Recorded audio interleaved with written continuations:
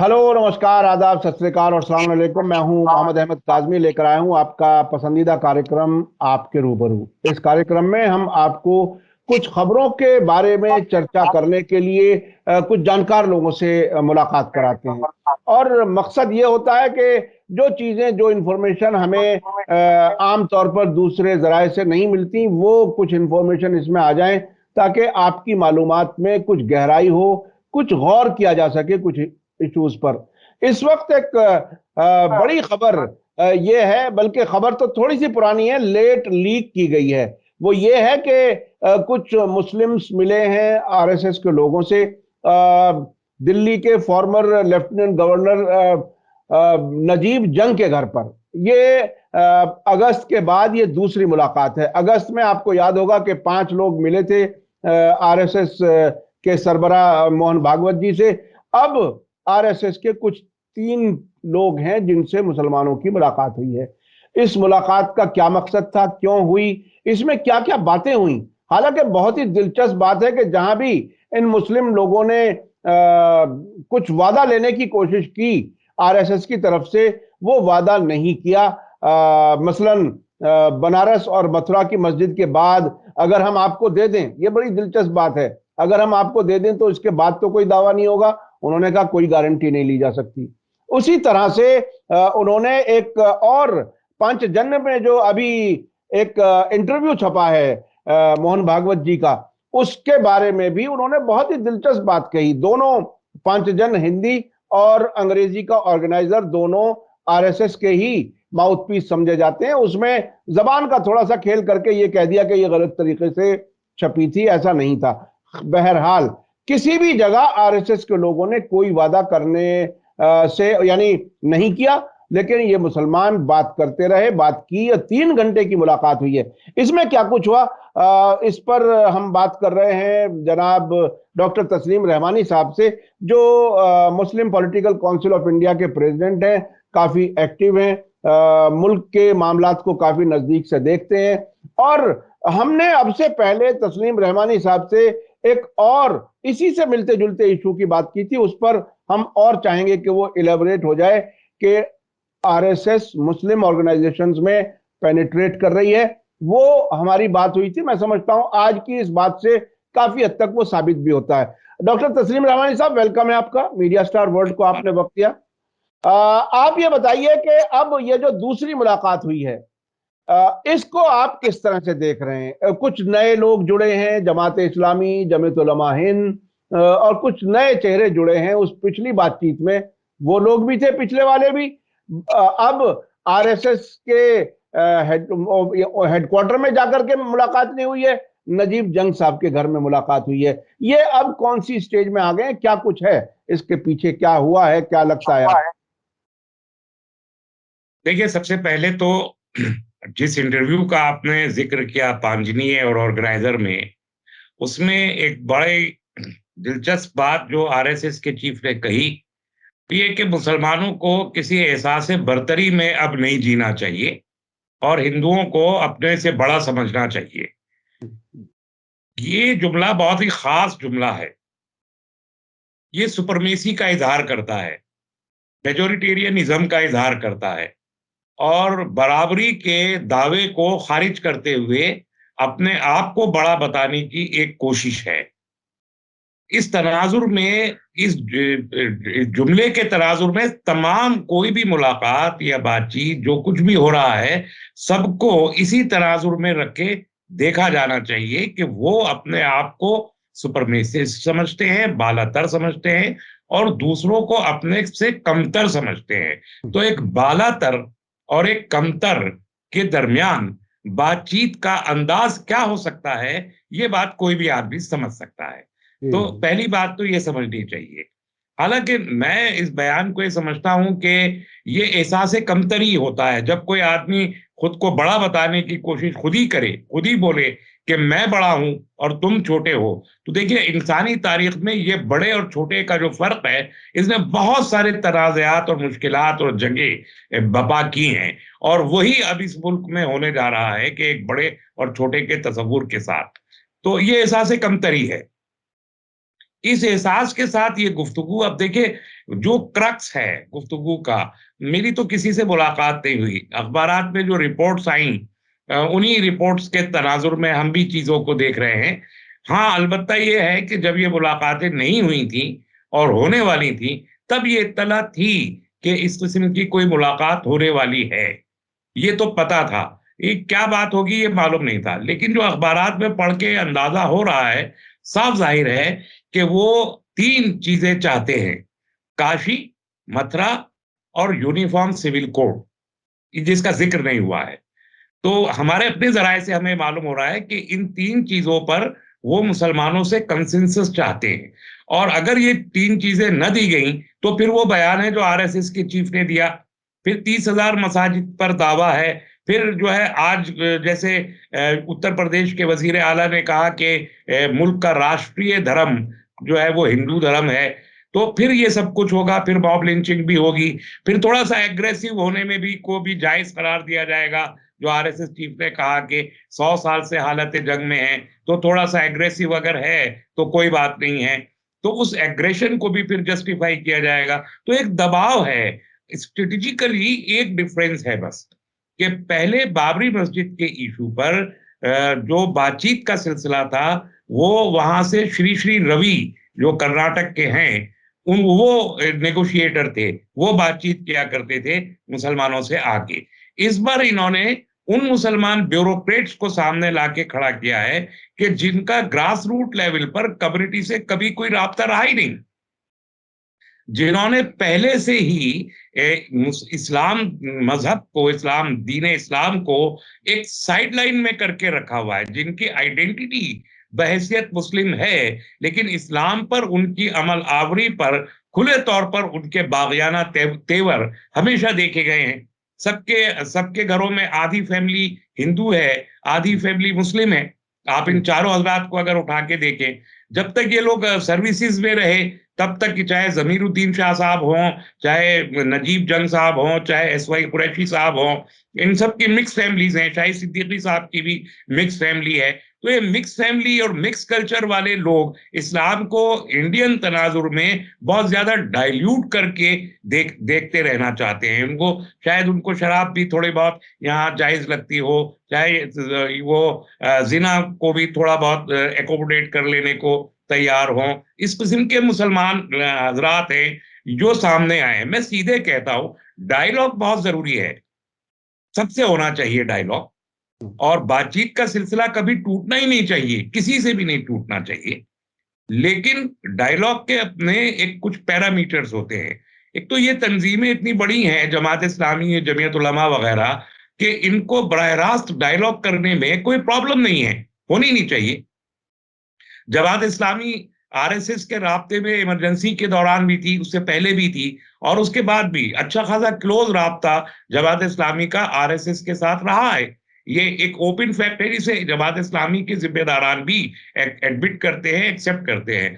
जमीयत उलमा भी राब्ते में रही है। आपको याद होगा बाबरी मस्जिद फैसले से पहले अरशद बदरी साहब खुद आरएसएस चीफ मोहन भागवत जी से मिले थे, तो जी और जी। महमूद मदनी साहब की भी मुलाकातें होती रही हैं। तो ये मुलाकातों का सिलसिला जब टॉप लेवल पर हमेशा चलता ही रहा है, तो अब दरमियान में बिचौलियों की जरूरत आखिर क्यों पेश आ रही है? और वो भी वो जो बिल्कुल ही एक ऐसे कॉमन कल्चर में यकीन रखते हैं, जो हिंदुइज्म को भी इस्लाम में अडॉप्ट कर लेना चाहते हैं, तो इस किस्म के लोगों को बिचौलिया बना के क्यों? और डायरेक्ट होना चाहिए डायलॉग। फिर डायलॉग के अपने पैरामीटर्स होते हैं, कई लेवल होते हैं, कई मराहिल में डायलॉग होता है। एजेंडा तय किया जाता है, एजेंडे के बाद सोल्यूशन तय किया जाता है, एजेंडे पर भी डिस्कशन करने के लिए अलग अलग ग्रुप होते हैं, वो ग्रुप उनको डिस्कस करते हैं, और डिस्कस कर लेने के बाद फिर एजेंडा को क्रिस्प करते हैं। फिर नेक्स्ट लेवल पर उस क्रिस्प एजेंडा पर टॉप लेवल की बातचीत होती है, और फिर उस टॉप लेवल में सॉल्यूशंस की बात होती है। वहां बार्गेन होता है, गिव एंड टेक होता है। अच्छा ठीक है, आपको ये चाहिए तो आप क्या देंगे, ये भी तो बात होती है ना। तो ये दोनों चीजें होती हैं, और अगर ये नहीं है तो अचानक इस किस्म के डायलॉग कभी भी नतीजा खेज साबित नहीं होते। तो अब वो अगर ये कहते हैं कि हमको मसाजिद चाहिए और यूसीसी चाहिए और बदले में तो हमारी सुपरमेसी को आपको कबूल करना है वरना हमारा एग्रेशन होगा, तो ये डायलॉग का माहौल नहीं है। ये एक बड़ा मसला है। और मैं समझता हूं कि जो तंजीमें जा रही हैं उन तंजीमों को ये बात भी माननी चाहिए कि आरएसएस को as a stakeholder single handedly हमने कभी एडमिट नहीं किया। ये डाइवर्स कंट्री है, डाइवर्स इसमें ऑर्गेनाइजेशंस हैं। अगर सरकार से बात हो तो फिर सरकार तो एक स्टैब्लिश्ड एक फिनोमिना है, वो एक चुनी हुई सरकार है।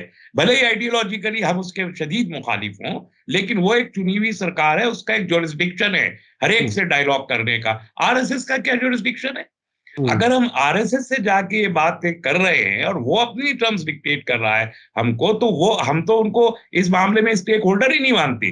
स्टेक होल्डर या तो गवर्नमेंट है या अदालतें हैं, मसाजिद या यूसीसी, इन तीनों मसाइल को लेके stakeholder government of India है, स्टेक होल्डर अदालतें हैं। तो हमारा डायलॉग अगर गवर्नमेंट ऑफ इंडिया से होता है और डायरेक्ट होता है कंसर्न मिनिस्ट्रीज के साथ में, प्राइम मिनिस्टर के साथ में, तो बहुत ही अच्छी बात है। फिर हमारे यहाँ से भी वो रिप्रेजेंटेटिव नेचर होना चाहिए। जमात इस्लामी या जमीयत उलमा हिंद भी मुसलमानों के अकेले स्टेक होल्डर्स तो नहीं है, और भी बहुत सारे स्टेक होल्डर मुसलमानों में भी हैं। इसी तरह हिंदुओं में अकेले स्टेक होल्डर आरएसएस नहीं है, बुद्धिस्ट भी हैं, सिख्स भी हैं, एनजीओस भी हैं, सिविल सोसाइटीज भी हैं, तमाम लोग हैं, बहुत सारी पॉलिटिकल पार्टीज हैं, वो सब स्टेक होल्डर हैं। और मेजर स्टेक होल्डर जो है वो तो गवर्नमेंट ऑफ इंडिया है। तो हमको बात करनी है तो गवर्नमेंट से करें, हमको इंटरवीन करना है तो अदालत में करें। तो ये लेवल पर बात होना एक, मैं समझता हूं कि एक समझदारी का अमल होगा।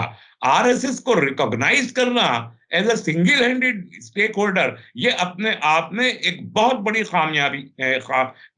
खामी है जो हमको किसी नतीजे पे पहले भी जिसने नहीं पहुंचने दिया और अब भी नहीं पहुंचने देगा। जी, ये बात आपने जो बताई कि आरएसएस को अकेले स्टेक होल्डर मानना जो है उससे कभी कोई फायदा नहीं हो सकता। अच्छा, आरएसएस का अपना एक बैकग्राउंड है, वो बाकायदा हिंदू और मुस्लिम को अलग अलग देखने का उनका अपना एक तरीका रहा है।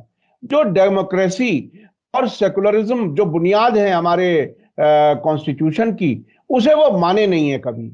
तो एक जमाने में अलग मुसलमानों की पार्टी खड़ी करना, अलग मुस्लिम लीडर हो, ये सब क्या अब जिस तरह से ये मुसलमानों के नुमाइंदे बन के गए, हिंदू का नुमाइंदा समझ के उन्हें भी रिकॉग्नाइज किया, तो इससे तो मुल्क के डिसइंटीग्रेट या इख्तलाफात बढ़ाने की बात नहीं होगी। ये मैंने शायद पिछले किसी इंटरव्यू में भी कहा था कि टू नेशन थ्योरी जो उन पिछले 125 साल से इस मुल्क में चल रही है, उस जिसने इसी टू नेशन थ्योरी ने मुल्क को तकसीम करवाया, ये हमारे मुल्क में कभी भी खत्म नहीं हुई। आजादी के बाद भी टू नेशन थ्योरी पे आरएसएस काम करता रहा और कांग्रेस उसकी हिमायत करती रही। हम तो टू नेशन थ्योरी को मानते नहीं। कॉन्स्टिट्यूशन ऑफ इंडिया ने उस टू नेशन थ्योरी को रिजेक्ट कर दिया। अब तो मुल्क एक है और तमाम शहरी we the people of India है, हम भारत के लोग हैं, वो हिंदू मुसलमान सिख ईसाई सब हैं। तो as keeping an identity of all the religious, linguistic, regional, cultural and social identity, उनको मानते हुए कॉन्स्टिट्यूशन ऑफ इंडिया अपहोल्ड होता है। वहां हम एक नेशन बन जाते हैं, सिर्फ एक नेशन। लेकिन आरएसएस इसे टू नेशन थ्योरी मानता है। तो वो ये चाहता है कि सारे निजाम को बदल के और हिंदू मेजॉरिटीज्म को तस्लीम करे और मुस्लिम माइनॉरिटीज्म को तस्लीम करे, बाकी सब गए एक तरफ। इसे तो मुल्क तकसीम इसे कबूल करने को तैयार नहीं है। सिख्स को, बुद्धिस्ट को वो हिंदू कहते हैं, वो मानते नहीं है कि हम हिंदू हैं, हालांकि वो कहते हैं। इसलिए वो ये समझते हैं कि मुसलमानों को, चूंकि मेजर पोर्शन है, हिंदू के बाद सेकेंड लार्जेस्ट पॉपुलेशन है, तो मुसलमानों को मेजर अपोजिशन बना लें। जैसे आपको याद होगा कि 1937 में बंगाल में जो एक मुश्तरका हुकूमत कायम हुई, तो मुस्लिम लीग और हिंदू महासभा की मुश्तरका हुकूमत थी, एक कोलिशन गवर्नमेंट थी। तो वही मैं बार बार कहता रहा हूं कि मुल्क में जो पॉलिटिकल डिस्कोर्स है, पॉलिटिकल डिस्कोर्स में आप देखें कि पोलराइजेशन जो है वो हिंदू और मुसलमान के नाम पर किया जा रहा है। और भी तो कम्युनिटीज इस मुल्क में हैं, वो भी ओबीसीज बहुत बड़ी तादाद में, जो अपने आप को हिंदू नहीं मानते। आप 2022 का इलेक्शन अगर उठा के देखिए उत्तर प्रदेश का, तो योगी आदित्यनाथ ने उस वक्त कहा था कि 80 और 20 की लड़ाई है। ये बात उन्होंने कही थी, और फिर उन्होंने डेलिबरेटली मीडिया मैनिपुलेशन के जरिए और दूसरे जो इंतखाबी तरीके होते हैं, उन तमाम इंतखाबी तरीकों को इख्तियार करते हुए तमाम मुस्लिम वोट को स्ट्रेटेजिकली धकेल दिया समाजवादी की पार्टी की तरफ, सिंगल हैंडेडली। तो 90% से ज्यादा मुस्लिम वोट समाजवादी पार्टी को मिल गया, थोड़ा सा उनका अपना वोट था, और सारा मेजर हिंदू वोट उन्होंने अपनी तरफ पोलराइज कर लिया। तो ये जो पॉलिटिकल डिस्कोर्स है, ये मुसलमानों को भी समझना चाहिए कि आप जब जुनूनी बन के एक तरफ जाते हैं तो आप एक्चुअली दूसरी तरफ पोलराइजेशन कर रहे होते हैं। तो ये टू नेशन थ्योरी वो हमेशा से मानते आए हैं, आज भी मानते हैं, और आज तो योगी आदित्यनाथ ने कह दिया कि देश का जो राष्ट्रीय धर्म है वो धर्म तो हिंदू है। तो अगर राष्ट्रीय धर्म हिंदू बन जाएगा तो बाकी जितने धर्म के मानने वाले हैं वो तो एंटी नेशनल हो जाएंगे। जी जी जी। इसको समझिए, और फिर यानी तो वो कॉन्स्टिट्यूशन ऑफ इंडिया कोई हैसियत नहीं रह जाएगी। ऐसा लगता है कि 2024 से पहले बहुत जल्दबाजी है डायरेक्ट हिंदू राष्ट्र पर बहस करने की। क्या आपको ऐसा लगता है, ये योगी जो ये बात कह रहे हैं, जल्दी से वो बात कह दी जाए? जी जी। योगी खुद भी वजारत उज़्मा के दावेदार है, ये समझना चाहिए। तो उन्हें अपने आप को भी प्रोजेक्ट करना है कि मैं भी एक दावेदार हूं। हाँ, तो वो एक प्राइम तो ये मिनिस्टर बनना रीजन है। चाहते।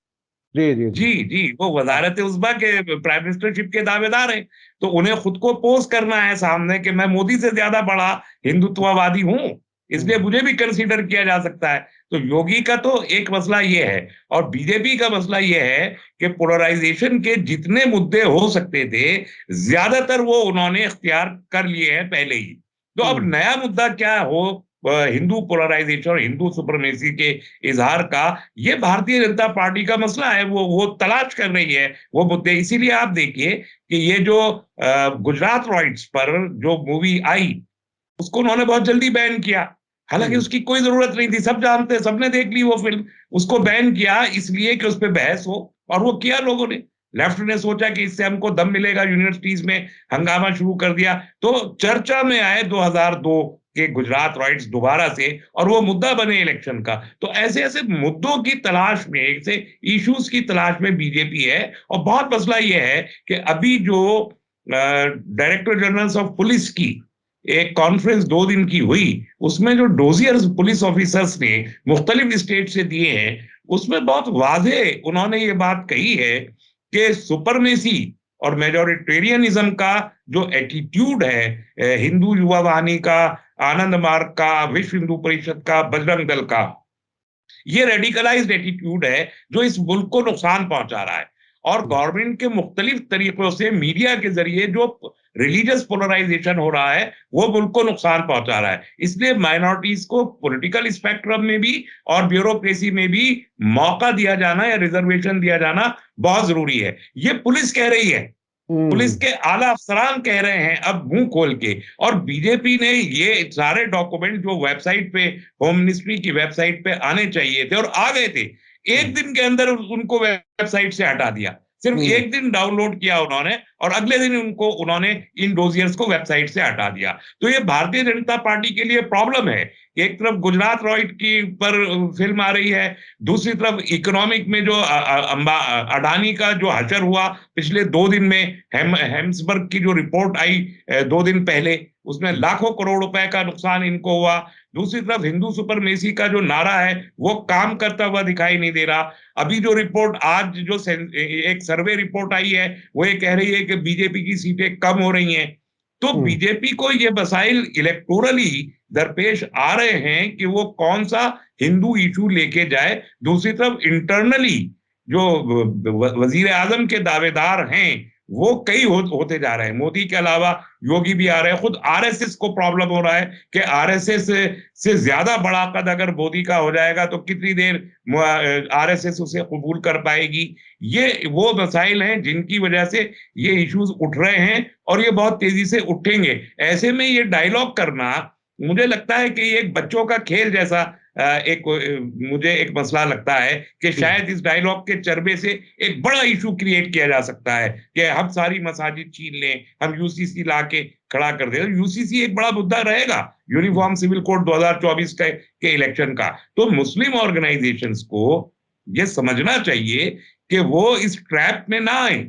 कम से कम ये 2024 तक ट्रैप में आने का वक्त मुस्लिम ऑर्गेनाइजेशंस के लिए नहीं है। और इन ऑर्गेनाइजेशंस की, माफ कीजिएगा मुझे, इनकी कोई तैयारी भी नहीं है इस पर डायलॉग के लिए। अभी आप अगर मथुरा और काशी को लेके ही एक डिटेल्ड डोजियर ऑर्गेनाइजेशन से मांगे तो ये तफसीलात इस कजिए की देना इन्हीं तंजीमों के लिए बहुत मुश्किल हो जाएगा, क्योंकि उस इंटेलेक्चुअल लेवल पे ऑर्गेनाइजेशंस की भी कोई तैयारी है नहीं, जरा सी भी, जितनी तैयारी आरएसएस की है। तो और आप बदले में क्या मांग सकते हैं, ये इस पर भी कोई कंसेंसस नहीं है। तो मैं समझता हूं कि डायलॉग करना है तो सरकार से करें, अदालत में केस डालें। इस तरह आरएसएस वगैरह की जो पॉलिटिकली मोटिवेटेड ऑर्गेनाइजेशन है, इनके साथ डायलॉग करने की कोई जरूरत नहीं है। मुसलमान तंजीमों को तनहा डायलॉग करने की जरूरत नहीं है। जो दूसरे स्टेक होल्डर्स हैं, सेकुलर स्टेक होल्डर्स, उनको भी साथ लेके जाएं, खाली जमीयत उलमा और जमात इस्लामी नहीं। फिर कुछ सिख ऑर्गेनाइजेशंस को, कुछ बुद्धिस्ट ऑर्गेनाइजेशन को, कुछ क्रिश्चियन ऑर्गेनाइजेशंस को भी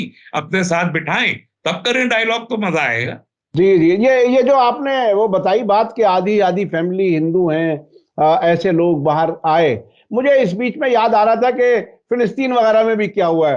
वहां भी जो फिलिस्तीन के लीडर बनाए गए फिलिस्तीनियों के, उनके अक्सर उनके घरों में यहूदी खवातीन हैं। यासर अराफात का नाम हम ले सकते हैं और कई लोगों का।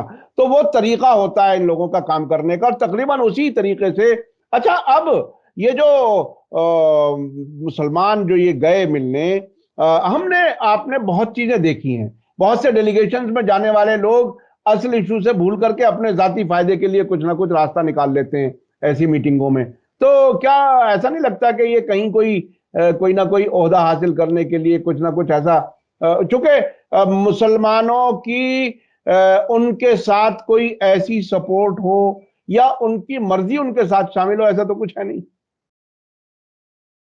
देखिए, ओहदे तो अब जमात इस्लामी, जमीयत उलमा हिंद क्या ओहदा हासिल करेगी, वो तो आउट ऑफ क्वेश्चन है।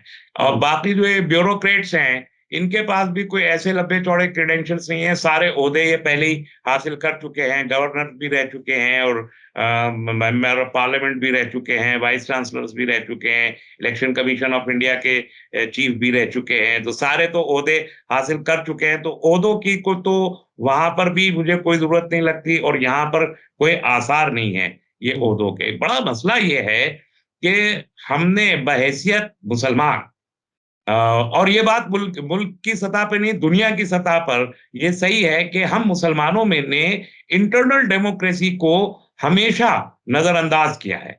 हमारे अंदर इंटरनल डेमोक्रेसी बहैसियत इस्लामिस्ट कभी डेवलप नहीं हो पाई है। ये एक बहुत बड़ा मसला है। बस मिसाल के तौर पर इससे समझा जा सकता है कि सिख्स के पास एक गुरुद्वारा, सिख गुरुद्वारा प्रबंधक कमेटी होती है, उसमें बाकायदा एक इलेक्टोरल कॉलेज है। उस इलेक्टोरल कॉलेज के पैरामीटर्स हैं, क्राइटेरिया है, उसके मुताबिक इलेक्शन में वोट देने के अहल कौन लोग हैं ये तय होता है। फिर वो एक एसजीपीसी चुनते हैं, नेशनल लेवल पर भी, स्टेट लेवल पर भी। एसजीपीसी एक फाइनल अथॉरिटी बन जाती है और उनके इलेक्शन के जरिए नेशनल और स्टेट लेवल, फिर तमाम गुरुद्वारों का और एजुकेशन इंस्टीट्यूशंस, इकोनॉमिक, ये सारी चीजें एसजीपीसी ही करती है, उनकी नुमाइंदा बॉडी बन जाती है। इस किस्म का कोई नज्म मुसलमानों के पास ना तो मुल्क के अंदर मौजूद है, ना मुल्क के बाहर सारी दुनिया में। तो ये जो इंटरनल डेमोक्रेसी का इशू है मुसलमानों के बीच दुनिया भर में और हिंदुस्तान में भी, ये एक बहुत बड़ा इशू है। इस बुनियाद पर ये जो तंजीमें हैं, जो जमात इस्लामी, जमीयत उलमा या मुस्लिम पर्सनल लॉ बोर्ड, ये सारी की सारी अब मादूद चंद, यानी आप अगर छोड़ दें सिर्फ जमात इस्लामी को आप छोड़ दें, तो बाकी तमाम तंजीमें तो मौरूसी हैं। खानदान दर खानदान उन्हीं के लोग चले आते हैं। फिर वो टूट जाती हैं तंजीम तो खानदान के तकसीम होती है, तो तंजीमों की तकसीम भी खानदान की बुनियाद पर हो जाती है। और दूसरा खानदान फिर दूसरी तंजीम के पार्ट को लेके चलने लगता है। यही मदरसों के अंदर भी मौरूसियत मौजूद है कि एक के बाद एक जो है वो खानदान के ही लोग मदरसों पर भी काबिज हैं, चाहे दारुल उलूम देवबंद हो, चाहे नदवतुल उलमा हो, चाहे और छोटे मदारिस हो। तंजीमों में, इदारों में, सब जगह जो ये मौरूसियत है, इसमें हमारा जो एक रिप्रेजेंटेटिव कैरेक्टर होना चाहिए, एक लीडरशिप होनी चाहिए, वो क्रिएट करने और डेवलप करने में बहुत बड़ा एक खला पैदा किया है। और इसकी वजह से जो बदउनवानियां तंजीमों के अंदर आ जाती हैं, किसी एक खानदान की सुपरमेसी और मौरूसियत की, वो इन तंजीमों के अंदर भी मौजूद हैं, फिर तो खौफ हो रही हैं। तो ये तंजीमें फिर खौफ का शिकार होके इस किस्म के जो डर और दिए जाते हैं, उसको आसानी से उसका रिसेप्टर बन जाती हैं। तो ओहदे लेना तो मकसद नहीं रहता, लेकिन तहफ़्फ़ुज़ जैसे चंदे आते हैं और उन चंदों का जो इंतजाम और खर्चा होता है, उसके हिसाबात हैं, वो नहीं दे पा रहे हैं, तो सरकार के लिए आसान होता है इस किस्म की तंजीमों के गर्दन पे अंगूठा रखना। और ये उस अंगूठे का दबाव कम करने के लिए कोई भी कंप्रोमाइज करने की पोजीशन में आ सकती हैं। तो ओहदे नहीं रहते मकसद, तहफ़्फ़ुज़ अपनी तंजीम का और अपनी दौलत का तहफ़्फ़ुज़ मकसद बन जाता है, और फिर पूरी की पूरी उम्मत उस तहफ़्फ़ुज़ की खातिर बेच दिए जाने का खदशा पैदा हो जाता है। ये एक बड़ा मसला है। यानी तकरीबन ऐसा ही होता है जैसे मेंबर पार्लियामेंट और एमएलए बिक जाते हैं, डर में भी बिक जाते हैं। बहुत से लोग दूसरी पार्टी में चले जाते हैं कि उनके खिलाफ कोई ईडी की कार्रवाई ना हो जाए, कुछ ना हो जाए। अच्छा, आखिर में हमारी आपकी जो बात अब से पहले हुई, जो आरएसएस का पेनिट्रेशन हमारी मुस्लिम ऑर्गेनाइजेशंस में, उसको भी इस बातचीत का एक हिस्सा या उसकी एक वजह मानते हैं? कि आरएसएस का तो पेनिट्रेशन हर इदारे में मुल्क के मौजूद है, चाहे वो ब्यूरोक्रेसी हो, चाहे वो जुडिशरी हो, लोकसभा तो है ही जो पॉलिटिकल क्लास है, लेकिन मुस्लिम ऑर्गेनाइजेशन, क्रिश्चियन ऑर्गेनाइजेशन, बुद्धिस्ट, सब जगह वो एक पेनिट्रेशन है। और हमारे इदारों में जो मैंने अर्ज किया कि जो मजबूरी है कि आप मौरूसी बने हुए हैं और आपके हिसाबात में ट्रांसपेरेंसी नहीं है, और इसमें जो खौफ है, इस खौफ ने आरएसएस या सरकार के सामने झुकने पर या कंप्रोमाइज करने पर मजबूर किया हुआ है। तो जो नुमाइंदा कैरेक्टर की हमारी ऑर्गेनाइजेशंस हो सकती हैं, उनको भी जो है वो कंट्रोल कर लिया गया है या उनको साइडलाइन कर दिया गया है, उनको तोड़ने की कोशिश की जा रही है ताकि कोई नुमाइंदा कैरेक्टर बाकी ना बचे, और ये जो इंडिविजुअल के जरिए क़यादत फराहम की जाने वाली तंजीमें हैं, यही सिर्फ रहें कि एक इंडिविजुअल जो चाहे फैसला कर ले, अपनी तंजीम के ऊपर भी थोप दे उसको, और फिर उसके जरिए पूरी उम्मत के ऊपर भी थोप दे। तो ये है वो पेनिट्रेशन जो उम्मत मुस्लिमा हिंद के लिए खुसूसन बहुत खतरनाक है। और इस डायलॉग को, जो सो कॉल्ड डायलॉग शुरू हुआ है, ये किस डायरेक्शन में क्या-क्या नुकसानात पहुंचाएगा, ये बड़ी देखने वाली बात होगी। मुस्तकबिल ही इसका फैसला करेगा। जी जी जी, बहुत बहुत शुक्रिया तस्लीम रहमानी साहब। जरा वक्त की कमी की वजह से हम और इश्यूज पर हम नहीं जा सके, लेकिन ये बहुत ही अहम बात आपने कही कि ये जो डर का माहौल है, खानदानों में ऑर्गेनाइजेशंस चली और उनमें फिर करप्शन होता है, उसमें वो पैसा आता है, उसका खर्च का हिसाब नहीं होता, ऑडिट नहीं होता, और वो बहुत ही ईजी ट्रैप के तौर पर उसे इस्तेमाल कर लेती है सरकार या जो रूलिंग पार्टी है। ये बहुत ही खतरनाक रुझान है। बहरहाल ये मुसलमानों का सौदा जाकर के कर लें और आकर के कोई भी ऐलान कर दें, ये बहुत ही खतरनाक रुझान है।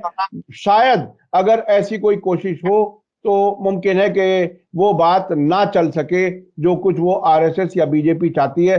लेकिन जिस तरह से आपने बताया कि आप अब हिंदू को बड़ा समझें, अपने आप को छोटा समझें, यानी दूसरे दर्जे का शहरी जब आप समझ लेंगे तो आप सब कुछ मानने के लिए तैयार हो जाएंगे। वो सूरत हाल बनाने की कोशिश है। बहुत बहुत शुक्रिया तस्लीम रहमानी साहब। इसी के साथ मुझे दीजिए इजाजत। धन्यवाद, शुक्रिया। जय भारत, जय हिंद।